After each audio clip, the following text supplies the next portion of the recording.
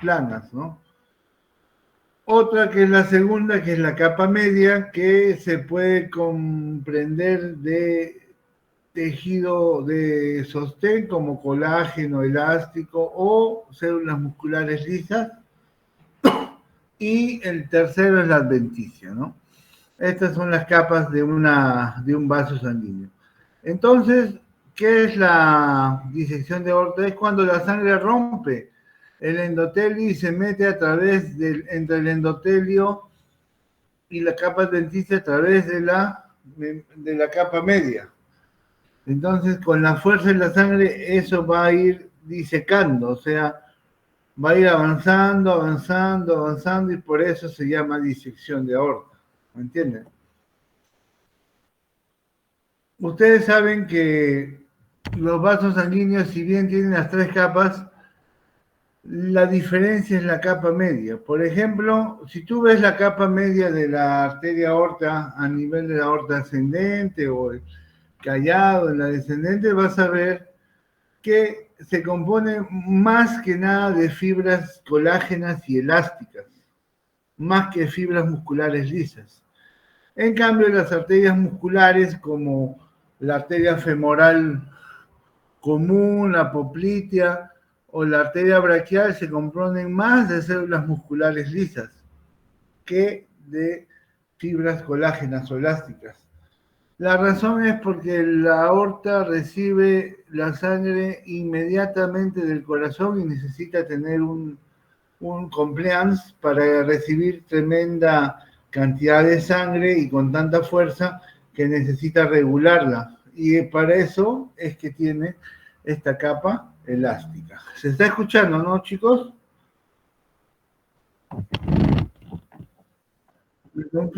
¿Sí, no?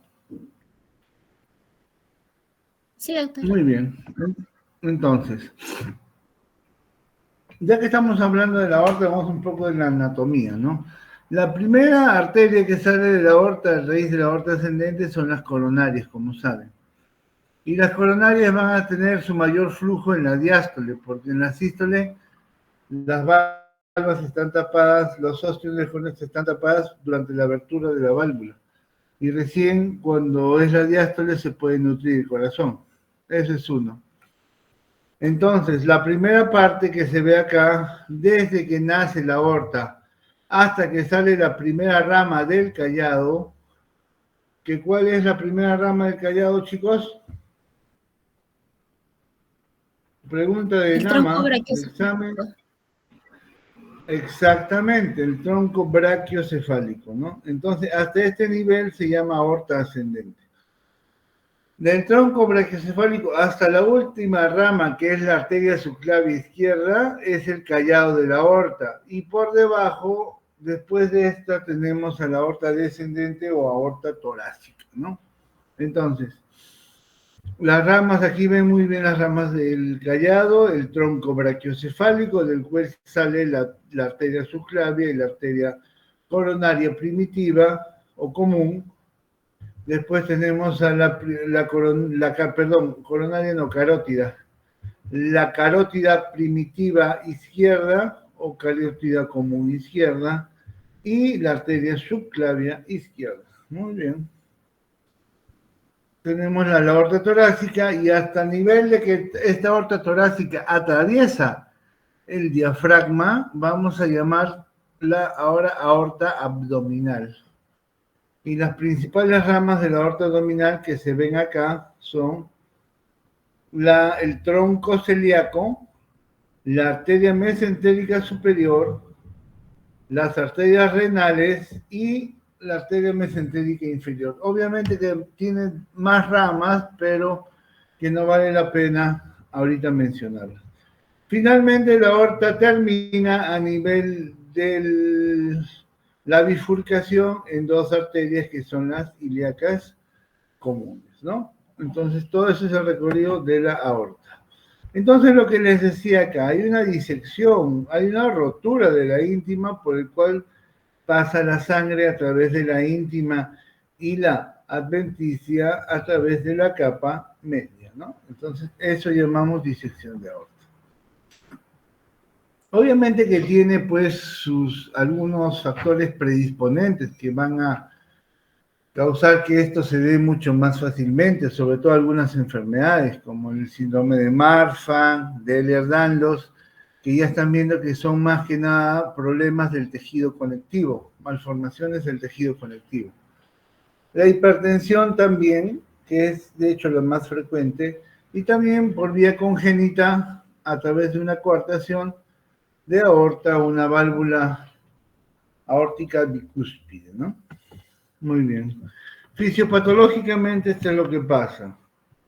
Hay dos luces, una luz verdadera y una luz falsa. En la luz verdadera va a ir todo el flujo a través de lo que sale directamente del corazón. Y esta luz falsa es la formada entre la íntima y la adventicia, en la cual va a haber inclusive mayor tamaño.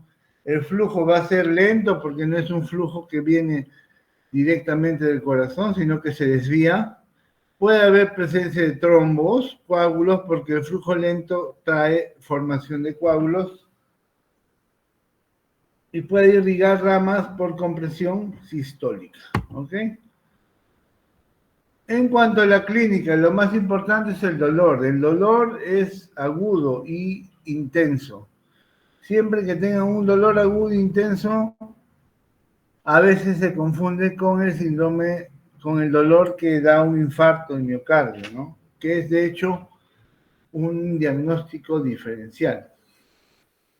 Ahora, aparte del dolor, tiene que ir acompañado de una hipertensión arterial, a veces con crisis hipertensiva, que es más de 180 milímetros de mercurio. Entonces, si ven a ustedes un paciente con dolor precordial o torácico intenso, más crisis hipertensiva, pueden estar hablando de lo que es una disección aórtica, ¿ok? No se olviden.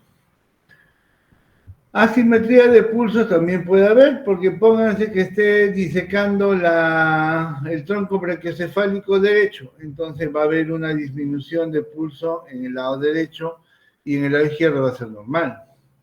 Focalidad neurológica también puede comprometer lo que son las arterias carótidas y puede haber una focalidad. Isquemia de extremidades cuando va hacia abajo y está comprimiendo lo que son las arterias ilíacas. Si hay asimetría de pulsos, obviamente también va a haber asimetría de presiones arteriales. Más bien se dice que la forma silente o sin dolor es una cosa sumamente rara, ¿no?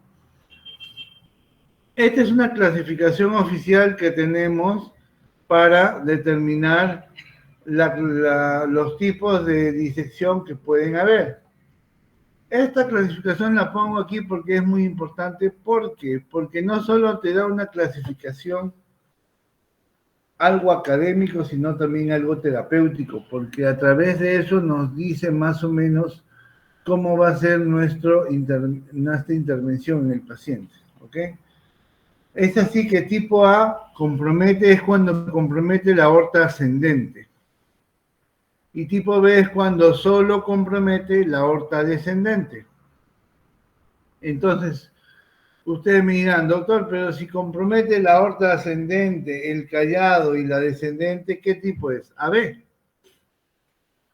Algunos lo consideran AB, pero del solo hecho de que compromete ya la aorta ascendente sería tipo A. ¿Entienden?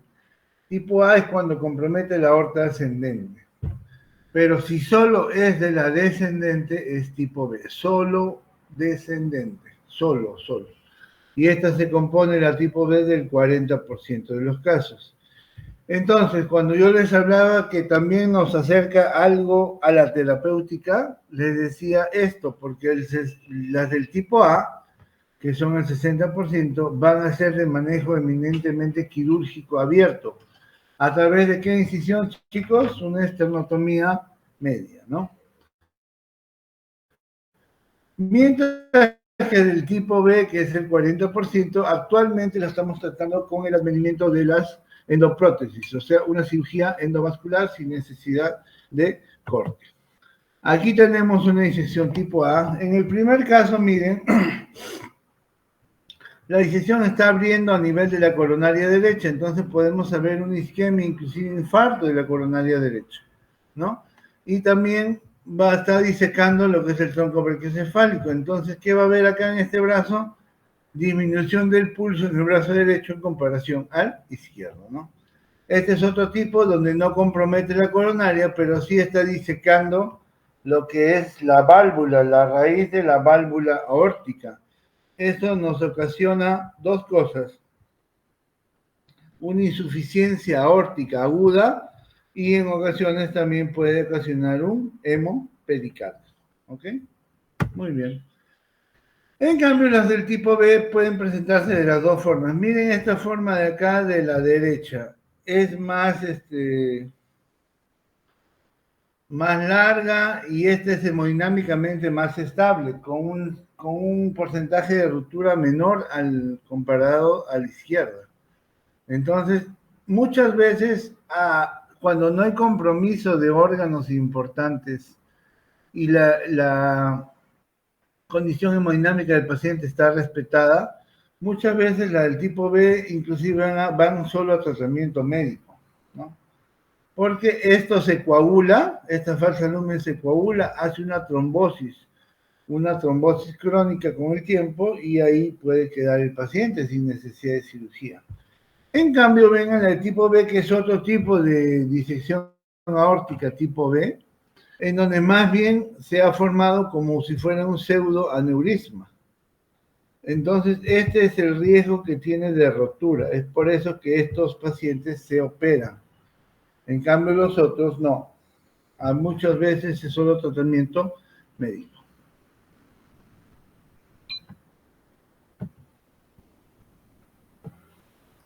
Existe otra clasificación no tan importante como la de Stanford, que es la clasificación de DeBakey.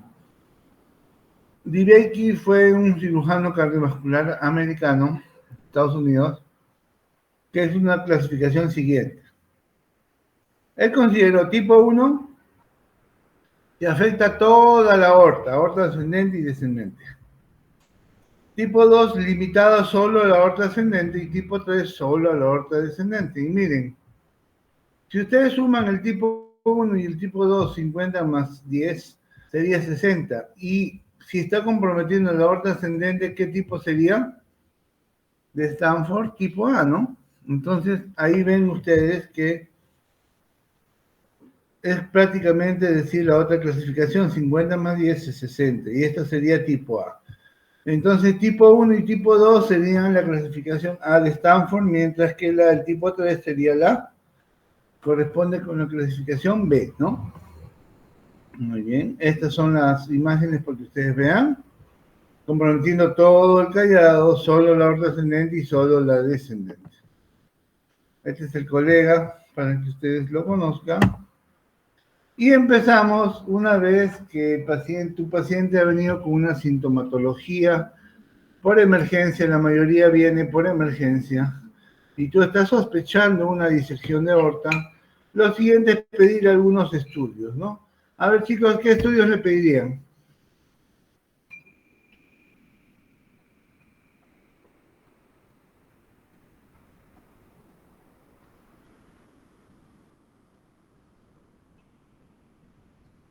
¿Nadie?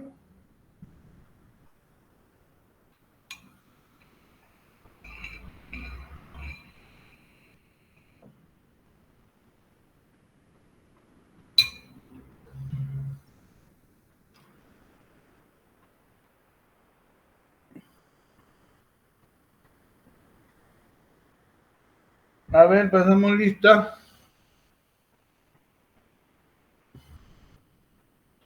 ¿Está Elder Laime? ¿No está? Aldrin Díaz. Presente, doctor. Buenas tardes. Hola, Aldrin. ¿Qué estudio le pedirías a este paciente? A ver. Bueno, sería una ecografía por lo que van a sacar. No, olvídate de la imagen que estás viendo. O sea, tú, por lógica, si es una lesión de la aorta, ¿qué estudio le pedirías? He puesto una imagen, sí es una ecografía, ¿no? Pero Mm. tú, por lógica, ¿qué estudio le pedirías primero?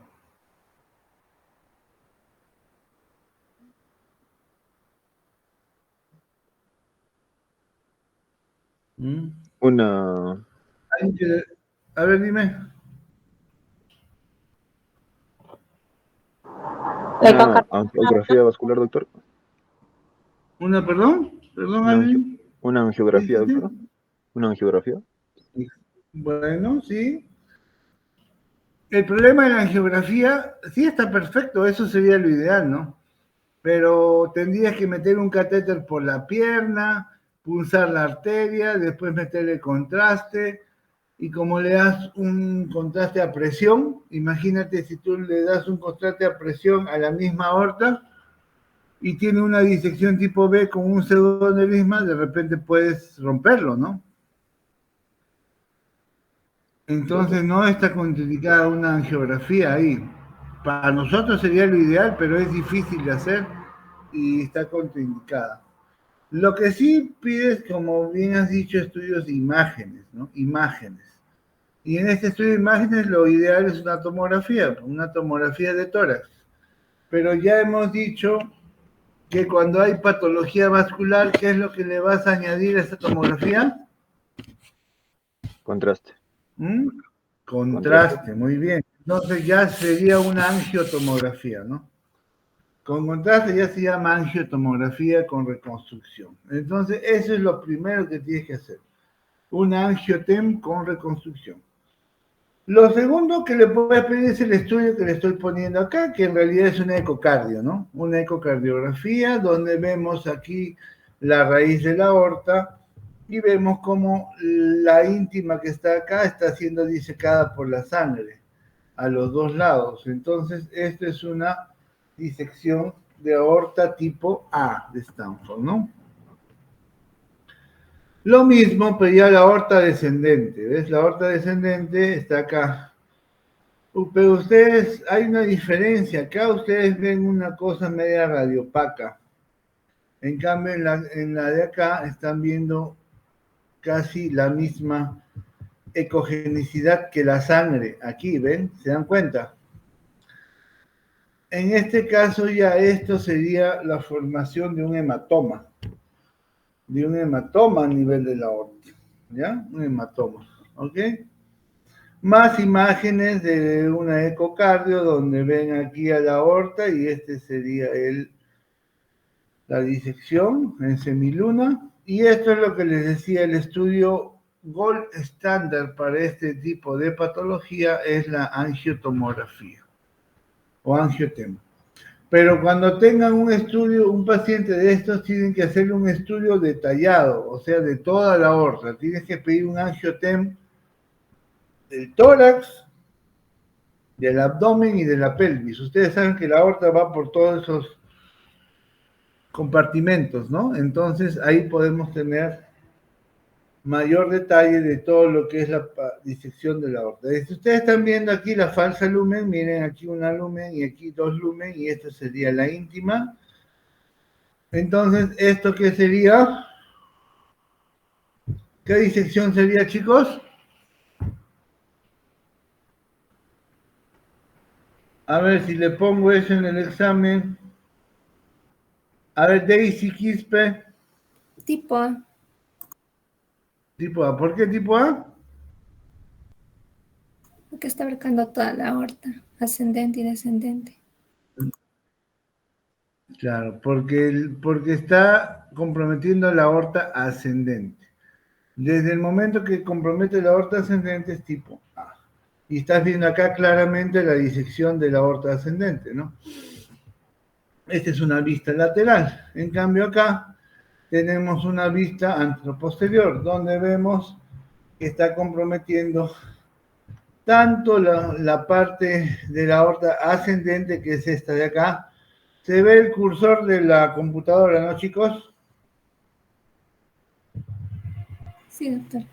Sí, doctor. Sí, ¿y esto qué sería? ¿Este vaso qué sería que estoy nombrando acá con el cursor? ¿Qué sería este vaso?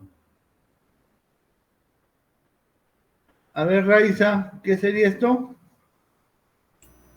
La aorta descendente, doctor. Muy bien, descendente, pues en un corte puedes encontrar la aorta ascendente y descendente, porque la aorta es como un arco que forma. Imagínense acá, ¿no? Donde está mi cursor. Si yo le hago el corte acá, el corte ahí para ver la imagen del costado, obviamente voy a ver anteriormente la aorta ascendente y posterior la descendente, ¿ves? ¿Verdad? Y lo del medio, ¿qué sería? Está Lorena Torres.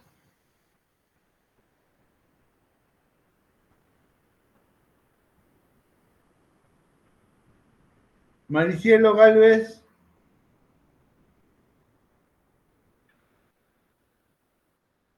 ¿Qué sería esto, Maricielo?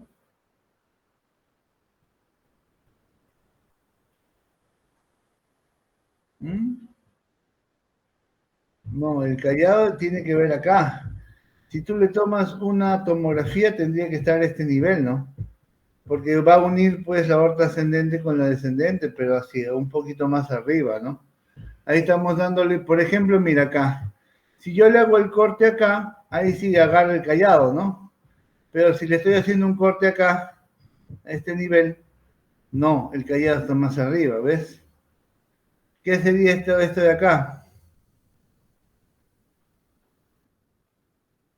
No, la descendente es esta de acá, mira. Esta es la ascendente.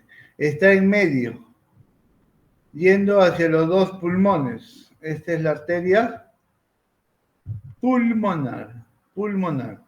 Y esto chiquito que ven acá es la vena cava superior. ¿Ok? Muy bien. Esta es la diferencia, miren, de una tomografía sin contraste y una con contraste. Miren acá, la 1 es el sin contraste. Miren cómo se ve si tú pidieras una tomografía normal. ¿No? De repente ni lo verías, pero mira cuando le pones el contraste, mira cómo se ve. ¿Mm? ¿Ah? ¿Cómo se ve? ¿Ves? Entonces, esto es una disección de aorta. Esta es la parte abdominal de la aorta, ¿no? Más o menos. Pero es la imagen para que vean cómo es una imagen sin contraste y una imagen con contraste.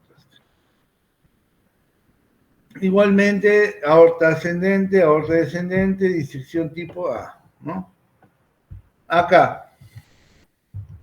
Esto en realidad es un aneurisma, ¿no? Un aneurisma de aorta donde vemos la luz y esto de acá es el hematoma intramural a nivel de la aorta que está formando.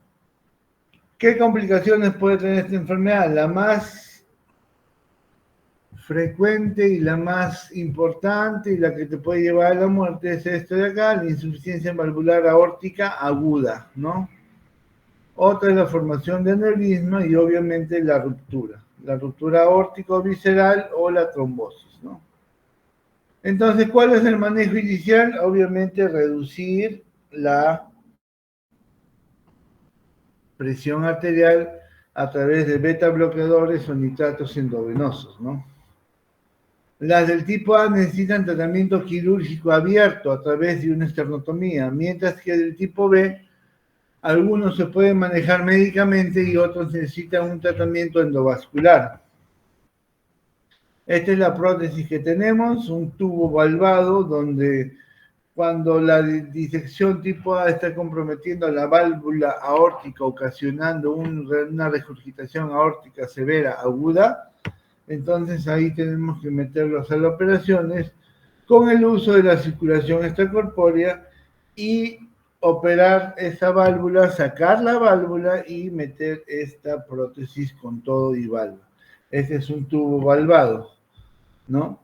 Si no estuviera comprometiendo la válvula aórtica, miren, podríamos poner un injerto así. Pero como está comprometiendo la válvula, tenemos que usar esto, que hace de válvula aórtica, ¿no? Entonces, operamos y pegamos las coronarias y esta cirugía o técnica se llama técnica de Bentall. Cuando operamos, ponemos un tubo valvado a un paciente con disección de aorta tipo A más regurgitación aórtica severa, ¿no? Las del tipo B solo se reserva para los que se complican, que es el 10 a 40%. Y la cirugía, más que todo, el manejo es endovascular. Entonces, ¿cómo hacemos? Disecamos las dos ilíacas, ¿no? Y por ahí metemos una endoprótesis. La endoprótesis va a través de la arteria hacia arriba, o sea, meto la guía por la pierna, imagínense la pierna, y estoy llegando con la guía hasta acá, ¿no? Este es el callado. Entonces, a través de la guía meto una endoprótesis que es más o menos del grosor de un lapicero.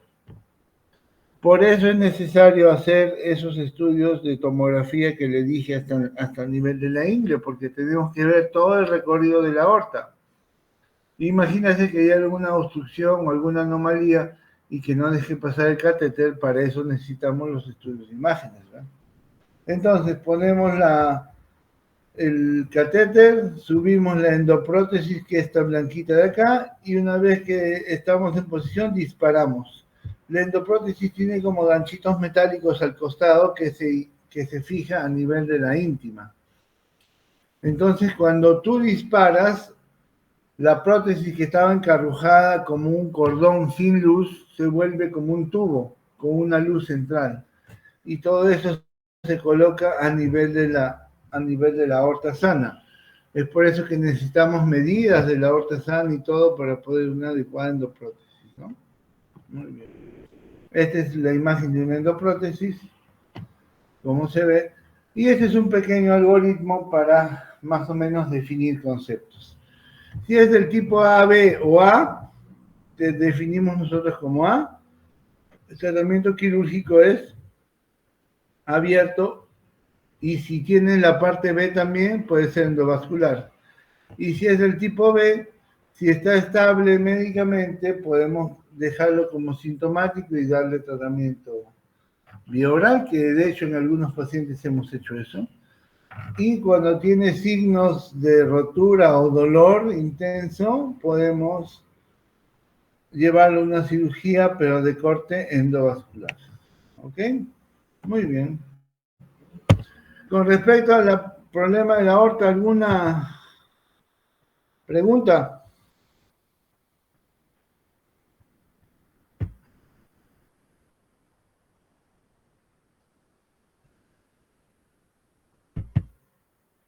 Doctora, una consulta, ¿qué medicamento se da? Para bajar la presión o para el dolor, puedes usar pues analgésicos como el metamizol, codeína, ¿no? De acuerdo a si le baja o no el dolor. Hasta puedes usar más opioides más fuertes que la codeína. Y para la presión usamos beta bloqueadores endovenosos, como el esmolol, el sotalol, o nitratos endovenosos como el nitroprusiato de sodio, ¿no? Para bajar lo que es la presión en la crisis hipertensiva. ¿Ok? Gracias, doctor. Pero el tratamiento, más que nada, es tratamiento quirúrgico o endovascular. Eso ya quedó claro, ¿no? Muy bien. Sí, doctor. Seguimos con el aneurisma de aorta. Entonces, ustedes saben que el aneurisma es una dilatación. Es una dilatación. Pero, ¿cómo definir un aneurisma? Si simplemente una dilatación, ya sea mínima o máxima, lo vamos a calificar como aneurisma. Entonces, ¿cuál es la clasificación? La clasificación de aneurisma es cuando el aneurisma es más grande que el 50% del diámetro de tu aorta normal.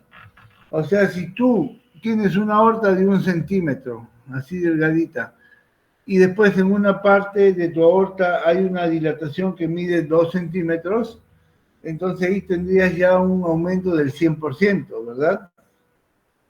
Eso ya se califica como aneurisma, a pesar que 2 centímetros esa arteria no supera. Entonces, simplemente el aneurisma es una dilatación que aumenta más o menos el 50% del diámetro normal y para fines prácticos tiene que tener más de 3 centímetros. ¿Ok? Muy bien, entonces aquí ven una dilatación a nivel de la aorta torácica y una dilatación a nivel de la aorta abdominal. De toda la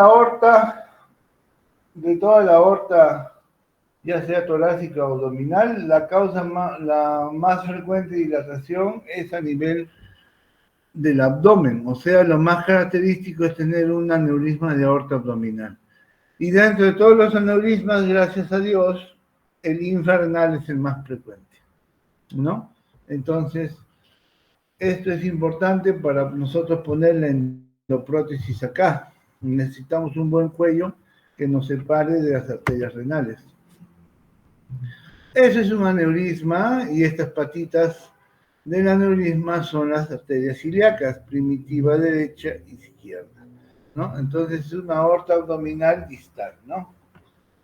Muy bien, en cuanto a la epidemiología, se dice que afecta más que nada a los hombres mayores de 65 años, sobre todo en la parte de Europa, los europeos.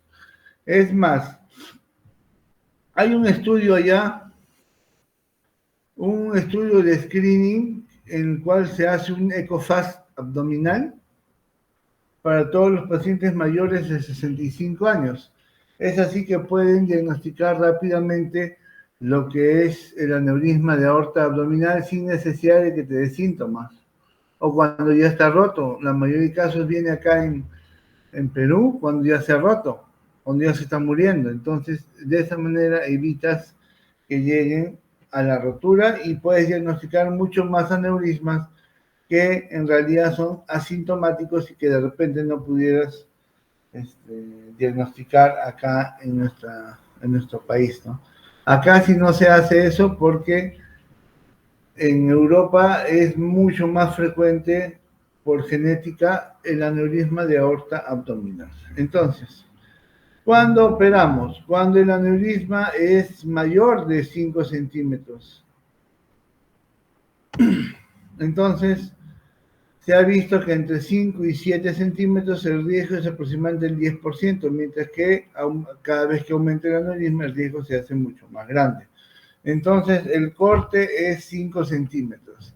Aunque con el advenimiento de la endoprótesis a veces estamos operando aneurismas de 4.5 centímetros, ¿no? Pero, para fines prácticos y para que ustedes lo sepan, el aneurisma de aorta abdominal se opera, así no de síntomas, chicos, así esté asintomático, cuando es más de 5 centímetros de diámetro. Y el aneurisma de aorta torácica se opera cuando es más de 6 centímetros. ¿Ok? Aorta torácica 6 centímetros, aorta abdominal 5 centímetros. Muy bien. ¿Cuáles son los factores de riesgo? Como cualquier enfermedad cardiovascular. Historia familiar, sexo masculino, enfermedad del tejido conectivo, hipertensión, edad, ¿no? Todas esas causas son factores de riesgo. Ahora, en cuanto a los síntomas, a veces da un dolor abdominal esporádico o vago, que muchas veces la gente no le da importancia. La mayoría de veces nos lo refieren en los aneurismas cuando son asintomáticos y es acerca de un chequeo, ¿no? El paciente se ha hecho un chequeo, una ecografía abdominal de rutina por chequeo, y ahí el ecografista ha visto el aneurisma en la aorta abdominal. Y es así que nos lo mandan. O sea, es casi accidentalmente es lo que diagnosticamos aneurismas asintomáticos. Porque la mayoría viene con dolor y con signos de rotura, ¿no? Ustedes saben que el aneurisma de la aorta abdominal es un órgano retroperitoneal, está por detrás del peritoneo. Entonces el aneurisma puede crecer tanto, 8 o 10 centímetros, que puede romper el peritoneo y hacerse intraperitoneal. Y a veces el sangrado es a nivel del abdomen. Entonces ahí lamentablemente no se puede contener. Mientras que con los aneurismas que se rompen hacia atrás a nivel retroperitoneal, como no hay un espacio libre como la cavidad abdominal, pueden contener los órganos y puede ese paciente llegar hasta la emergencia para que tú lo puedas intervenir y operar de emergencia.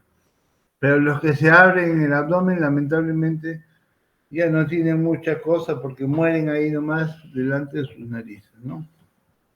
Entonces, aquí tenemos, miren, ustedes piensan que esto es el aneurisma. No, el aneurisma es todo esto. Todo esto es el aneurisma, es más o menos 12 centímetros. Donde vemos la formación de un hematoma en el saco aneurismático. Este es un hematoma intramural de aorta que lo está conteniendo al aneurisma, ¿no? Esa es la dilatación del aneurisma. Ese es en otra vista, con reconstrucción. Y acá tenemos cuando le colocamos una endoprótesis, miren cómo se ve así como si fueran puntitos, ¿no? En la mallita como se ve. Acá ustedes están viendo algo raro. Miren, están viendo que el contraste que debería estar acá, como en esta toma de acá, miren el contraste cómo se queda acá. Miren, acá no hay contraste en el hematoma. Solo está acá en la luz, ¿verdad? Mientras que acá están viendo que el contraste se está yendo al hematoma. ¿O no? Eso se está yendo al hematoma. Entonces ahí ustedes ven signos inminentes de ruptura del aneurisma. Ahí con mayor razón tiene que ir de frente a sala de operaciones. Una foto más del aneurisma. Esta es una clasificación que tienen los aneurismas de aorta abdominal, que no tiene mucha importancia, por eso es que yo se la estoy poniendo simplemente para que lo tengan en cuenta. Entonces, ¿cuándo operamos un aneurisma, chicos? Cuando en la aorta abdominal es mayor de 5 y en la aorta torácica es mayor de 6. Pregunta de examen, chicos. Eso es en una cirugía programada, pero en una cirugía de emergencia abierta, obviamente que nos va a tener que definir eso, la urgencia. Si es en peligro de vida, tienes que operarlo, ni bien llega, ¿no? Entonces, otra indicación de cirugía, a veces cuando tiene menos de 5 centímetros, pero tiene criterio de expansión. ¿Qué es el criterio de expansión? Que es el crecimiento del aneurisma 1 centímetro cada medio año, ¿no? 1 centímetro de diámetro cada medio año. Cuando es de bajo riesgo se operan a los 5 centímetros y cuando es de alto riesgo a veces esperamos hasta los 6 centímetros.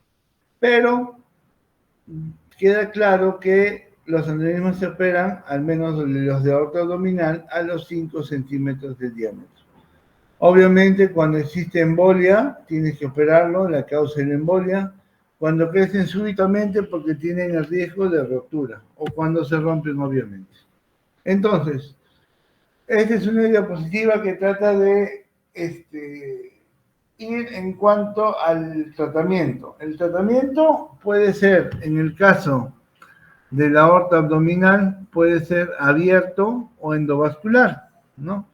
Ya les he dicho endovascular que es sin corte, porque una cirugía de aneurisma abierta, la incisión comienza en el apéndice sifoides y termina en el pubis, para que imaginen esa tanta abertura que puede haber para disecar la aorta abdominal, ¿no? Entonces, el EVAR 1 y el EVAR 2 fueron estudios para ver si mejoraba o no con el tratamiento endovascular. Y es así que se mejoró la mortalidad operatoria de 1.7, que era con la endoprótesis, y 4.7, que era con la técnica abierta. Entonces vemos que la técnica endovascular mejoraba la morbimortalidad, ¿no?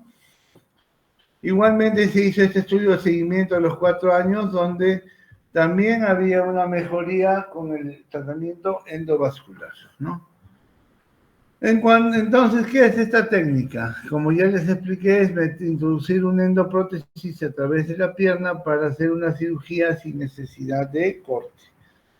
Fue introducida por el doctor Parodi, que es un cirujano cardiovascular argentino, pero como trabajaba en Estados Unidos, la técnica fue patentada en Estados Unidos, o sea, pero por el doctor Parodi, que era latinoamericano, ¿no? Obviamente es una opción al tratamiento electivo, el tratamiento abierto, es el pasaje transfemoral de un injerto expandible, después cuando pasa y está en posición, tú lo puedes disparar y se forma como si fuera un tubo. Entonces, en el caso de la aorta abdominal, ¿qué debemos saber? Que el tronco celíaco y la mesentérica superior tienen que estar permeables, porque esos vasos no se pueden obstruir con la endoprótesis. La longitud del cuello tiene que ser de 10 a 15 milímetros, la angulación tiene que ser menos de 60 grados, el cuello proximal no tiene que tener una calcificación más del 25%, la arteria ilíaca tiene que tener 7 milímetros para que pase la endoprótesis, y el cuello distal de 10 a 15 milímetros de longitud desde lo que es el comienzo del aneurisma hacia lo que es la parte sana. Por ejemplo, esto vamos a hablarlo con imágenes también. Entonces acá, por ejemplo, ¿no? Ponte que aquí esté saliendo la arteria renal.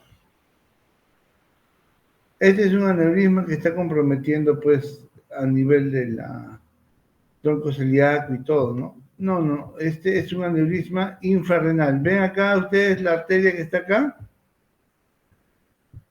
Esta de acá, esta es la arteria renal. Entonces, el cuello sería más o menos esto, desde el comienzo del aneurisma hasta donde inicia la arteria renal. Porque imagínense que ustedes ponemos una endoprótesis y esto esté más arriba, corre el riesgo de con la endoprótesis que ya ha pasado, cerrar lo que es la arteria renal. Cerramos las dos arterias renales, el riñón se muere y después el paciente va a tener que entrar en hemodiálisis, ¿no? Muy bien. Entonces ya hemos visto que en la técnica endovascular, aquí está, mira, para un aneurisma de aorta abdominal. Miren, tiene una distribución hacia abajo, hacia el inicio de las ilíacas. Entonces ahí tenemos que poner un injerto bifurcado. Abrimos las dos femorales, pasamos el injerto, luego disparamos y el injerto queda así. Después por la otra pierna metemos otra guía, disparamos a ese nivel y lo sacamos, ¿no? Entonces la cirugía queda más o menos como está el dibujo, ¿no? Este es un paciente con una endoprótesis, ahí también tenemos la endoprótesis. Esta es la sala donde lo ponemos, tiene que ser un estudio, una sala con estudio de fluoroscopía o arco en C, que esté a disposición nuestra. Entonces, surge la pregunta si hacer una cirugía abierta o convencional, ¿no? En pacientes con colocación de endoprótesis aórtica, técnica endovascular. Y los aneurismas rotos con inestabilidad hemodinámica, hacemos la técnica abierta o convencional, ¿no? Entonces, si tiene patología compleja, hacemos la técnica abierta. O si viene ya por emergencia, también la técnica abierta. Aunque algunos colegas que estamos viendo tan duchos que hasta pueden hacer una cirugía con endoprótesis sin necesidad de corte, inclusive para aneurismas que llegan rotos. Pero la norma es que si ya está roto, hacer una cirugía abierta, ¿no? Muy bien.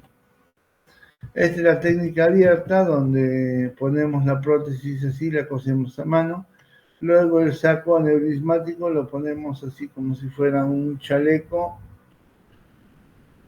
para que cubra toda nuestra endoprótesis y la refuerce, ¿no? Este es nuestro bypass aorto-órtico, donde vemos aquí todo la cochinada que comemos, ¿no? En las paredes, mira, está lleno de colesterol amarillo. Entonces este saco se pone encima y se concluye la cirugía para proteger el injerto que hemos colocado, ¿no? Entonces, es una incisión cifopubiana, ¿no? Como saben, se abre el peritoneo, se expone el aneurisma, se clampa proximal y distal y ya tenemos controlado el aneurisma, lo abrimos y le colocamos la endoprótesis, ¿no? Muy bien. Cerramos el peritoneo después que le colocamos la endoprótesis y ya. Entonces, en los aneurismas rotos que llegan a la emergencia, preferimos hacer la técnica abierta o convencional, ¿no? Mientras que los aneurismas programados van hacia lo que es una cirugía electiva, ¿no? Muy bien. En algunas condiciones en donde es difícil entrar a la cavidad abdominal, ponte que sea multioperado del abdomen, con sepsis, todo eso es un poco difícil. Lo que podemos hacer es clampar también a nivel del tórax, la aorta torácica, y eso nos disminuye un poco más en lo que es el flujo a nivel del aneurisma, ¿no?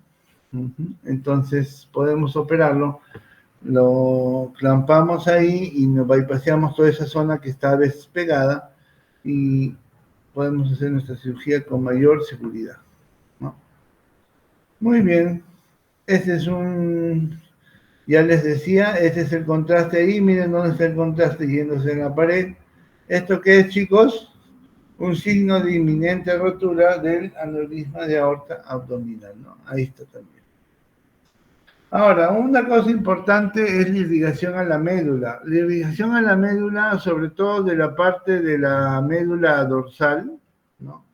Se hace a través de una arteria, que es la arteria de Adamkiewicz, que es una rama de las intercostales. A veces cuando tú operas un aneurisma de aorta descendente o torácico, ¿no? Podemos tapar con el injerto vaso sanguíneo ocasionando una paraplegia en el paciente que muchas veces es transitoria, pero que en algunos casos puede ser de por vida, ¿no? Muy bien. ¿Alguna pregunta acerca de este tema?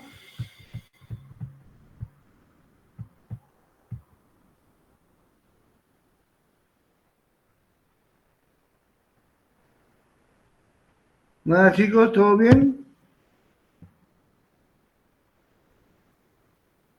Alguien que pregunte.